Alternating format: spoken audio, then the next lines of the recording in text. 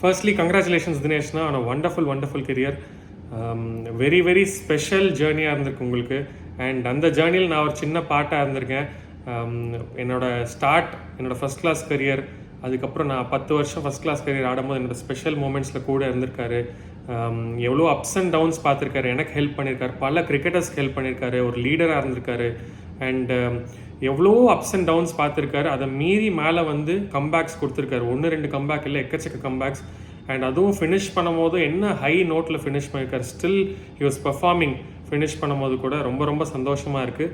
And நாங்கள்லாம் நிறைய கற்றுருக்கோம் உங்ககிட்டேருந்து. And கண்டிப்பாக இன்னும் கற்றுப்போம்.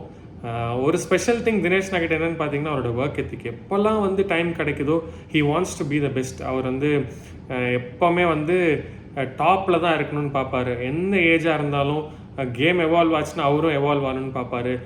ஒரு செகண்ட் டைம் இருந்தால் கூட அவர் வந்து சும்மா இருக்க மாட்டார். போயிட்டு ப்ராக்டிஸ் பண்ணணும், வெளியூர் போய் ப்ராக்டிஸ் பண்ணணும், அவரோட கோச்சஸோட ப்ராக்டிஸ் பண்ணணும், வேறு கோச்சஸ் என்னென்ன கற்றுக்க முடியும், பவர் ஹிட்டிங்னா இங்கே போகணும், ஃபிட்னஸ்னால் இப்படி பண்ணணும். ஸோ ஆல் தோஸ் திங்ஸ் ஒரு மாதிரி அவரோட ஒர்க் எத்திக்ஸ்னாலே இவ்வளோ அச்சீவ் பண்ணியிருக்காரு. And very smart cricketing brain also. நாங்கள் நிறைய கற்றுருக்கோம். எங்களுக்கு நிறைய கேப்டன் பண்ணியிருக்காரு, எவ்வளோ ட்ராஃபீஸ் வின் பண்ணி கொடுத்துருக்காரு. அந்த மாதிரி ஜேர்னிஸ் தான் முடியும் போது திங்க் பண்ணி பார்க்கும்போது சந்தோஷமாக இருக்கும். And I feel very happy and proud.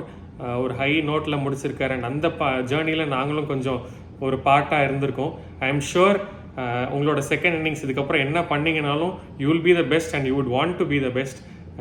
அதுக்கும் அதே மாதிரி இந்த மாதிரி ஒர்க் எத்திக் எல்லாமே வச்சுட்டு பண்ணுவார். ஆல்ரெடி பாருங்கள் கமெண்ட்ரியில் எப்படி கலக்கிட்டு இருக்காருன்னு. So very happy and once again good luck and best wishes தான்.